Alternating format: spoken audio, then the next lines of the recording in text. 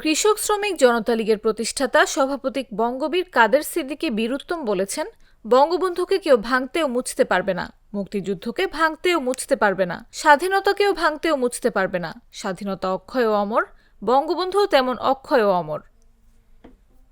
বৃহস্পতিবার বিকেলে টাঙ্গাইলের সখীপুর উপজেলা হলরুমে তার প্রয়াত স্ত্রী নাসরিন সিদ্দিকীর স্মরণসভা ও দোয়া মাহফিলে তিনি এসব কথা বলেন।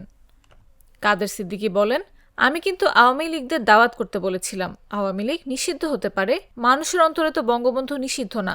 মাওলানা ভাসানী ও বঙ্গবন্ধুর আওয়ামী লীগ তো নিষিদ্ধ না, নিষিদ্ধ আইনের ধারা হতে পারে, মানুষের অন্তরের ধারা না। তিনি বলেন, শেখ হাসিনার পতন ন্যায়ের কাছে অন্যায়ের পতন। শেখ হাসিনার পতনে রাজনৈতিক দলের শ্রম ও ঘাম আছে।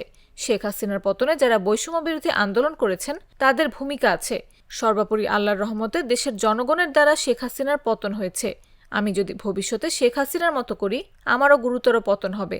অন্য কেউ যদি করেন, তারও হবে। কালার এক্সপার্ট, জর্জ স্যাপ এবং মাইল্ড অন হ্যান্ডস টেকনোলজি সমৃদ্ধ অরিক্স ক্রিস্টাল ওয়াশ আপনার লন্ড্রি এক্সপার্ট।